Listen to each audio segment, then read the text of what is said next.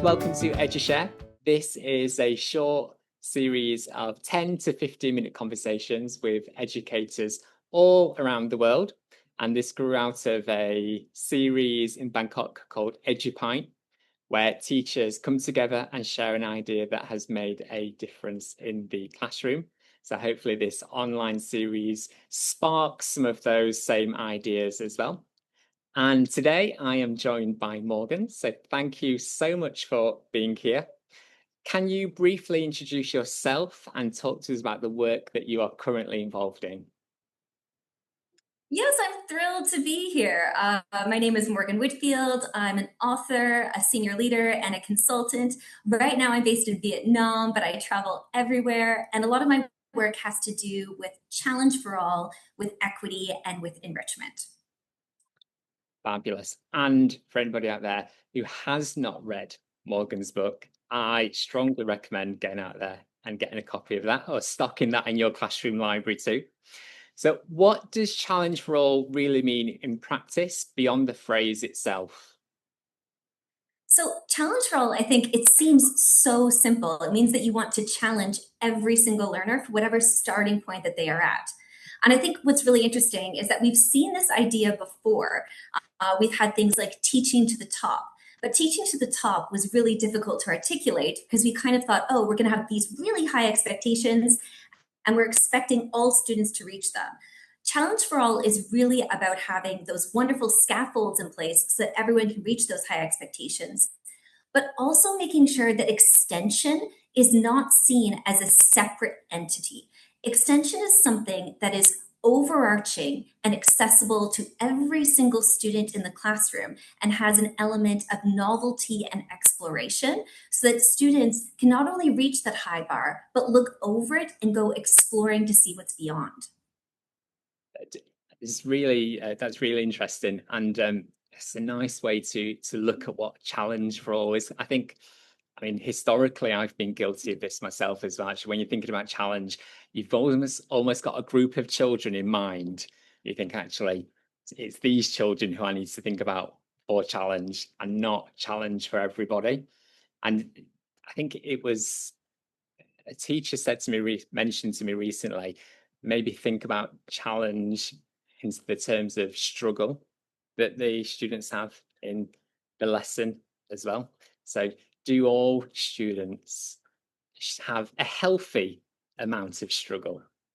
Yeah, I think there's something about that zone of proximal development. We want to have that productive, healthy struggle that takes students outside of their comfort zone. And I think teachers are really familiar with that, but I think there's all kinds of things. Vygotsky's model of the zone of proximal development, Zaretsky actually did some really interesting work where he looked at there's dimensions to that.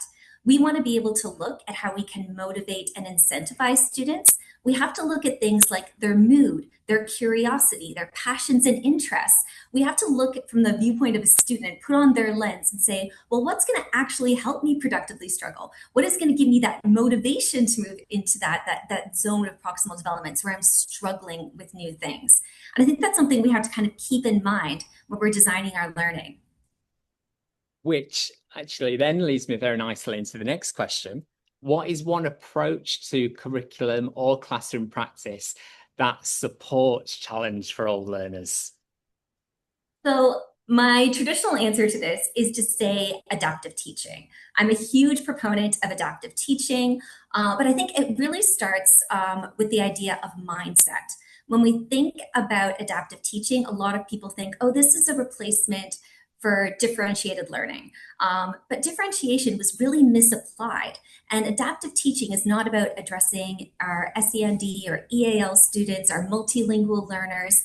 It's not about looking at those students and giving them scaffolds. It's looking at every student universally and how they can be challenged and given great scaffolding with gradual release. So there's a formative assessment that we do to check for understanding. There's scaffolds and gradual release. But more than that, when we look at our mindset, it all comes back to ability thinking. There's something about our planning where we have to remove that paradigm where we neatly categorize students into low, middle, and high ability. We have to look not at ability, we have to instead reframe it as attainment. This is where a student is right now in my lesson. And this is the tool, the prompt, the strategy that can get them to the next place in their learning so that they progress. And that change in mindset when we are doing adaptive teaching, when we're doing flexible grouping, when we are checking for understanding to see where the pockets of misconceptions lie and how we can help clarify those. Those are really powerful things that we do in adaptive teaching for every single learner. There's no fixed category where a student understands things or misunderstands things based on an ability test that they do at the very beginning of the year. We are always in the moment adapting and responding to students. And that's a great way to kind of reframe challenge. Yes, I'm just thinking back. It is very much about mindset, and I think once upon a time, I think I'm thinking back to when I was at university as well. Now I'm doing my teacher training.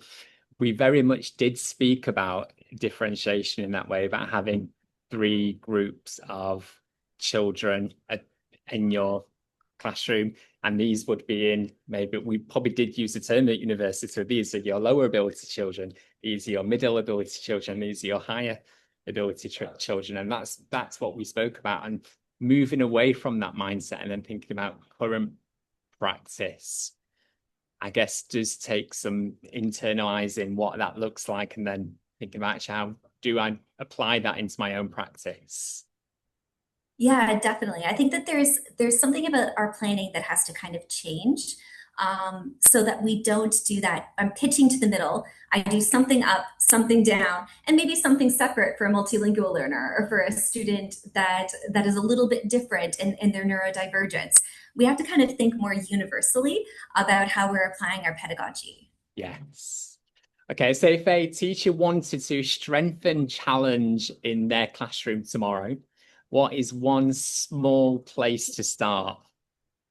Okay, so I was thinking about this question when you gave it to me, and I was like, well, what's the biggest difference you can make with the smallest amount of rethinking? And it just hit me. This is going to sound so obvious, but learning intentions. The biggest difference that you can possibly make is the very first thing that we do when we're planning a lesson, which is deciding, okay, this is the learning intention. This is the objective that I'm putting forward for students. And I think we all used to have those like, all students can, some students can, most students can, those old fashioned. We want one, yes, we want one clear overarching learning intention that's really powerful. And I think there's a few ways that we can test the rigor of a learning objective and a learning intention to make sure that it's really robust and it leads to productive struggle. I was talking about this kind of like the pillars of a really great learning objective.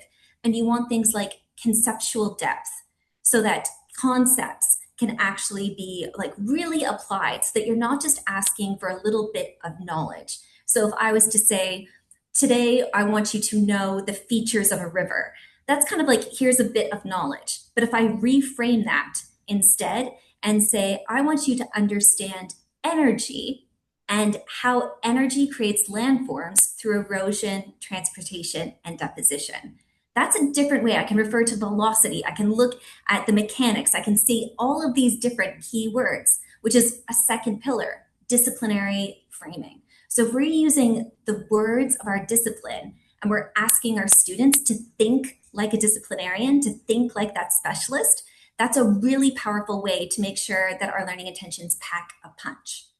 Another thing that we can put in to kind of test a learning intention is to make sure that there's transferable thinking, and transferable within the context of that subject. We can also do far transfer. So if we're learning source analysis with a historian, then we can say, well, we're going to look at validity when I'm looking at a science journal and see if that passes the same type of test. Like, how do we interpret truth and how do we make sure that it's there? And then the last thing that's really important, I think, for a great learning objective is epistemic progression. So when we have epistemic progression, we are actually thinking about the reasoning, and about the meaning making that a piece of knowledge or a skill has. So when I am looking at a learning objective that I'm giving my year sevens, I want that to unlock a piece of knowledge that they will later learn when they are doing an assessment in year 12. So when they are understanding how to build a great hypothesis, it's not just saying this is a good or bad hypothesis, it's understanding what a great hypothesis is and then applying it years later when they are designing their own experiments with a lot of independence. So having that epistemic progression is really unlocking powerful knowledge. So I think when we test learning objectives using those characteristics, then we really ensure that the learning that we are doing within that lesson is actually very intentional, purposeful, and impactful. Yes, yeah, I completely agree. That's very powerful. And I'm just thinking as well, within the primary context, it's quite the strength of a teacher's subject knowledge. You've got to have a good understanding, for example, as if you're in primary, you're a generalist, really, in terms of your teaching. You may have some specialism in maths or English or science. But for example, if you're then teaching geography and then being able to create a learning intention that's going to pack a punch and have that impact as described right there, it's really, I guess there's an importance there to really knowing that subject and what you get out of that. Or then it may be that the systems and curriculum progressions in school actually need to back up and support the teacher to be able to unlock some of that. And thank you very much for your time. And Morgan, where can we find your work online? So I have a website, challengeforall.com. I welcome when people add me on LinkedIn to share ideas. And my book, Gifted, is available on Amazon and through Hachette Learning.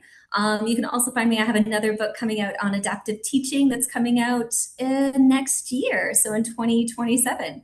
Oh, awesome. Cannot wait. Thank you so much. And to everybody watching, we'll see you soon. Thank you.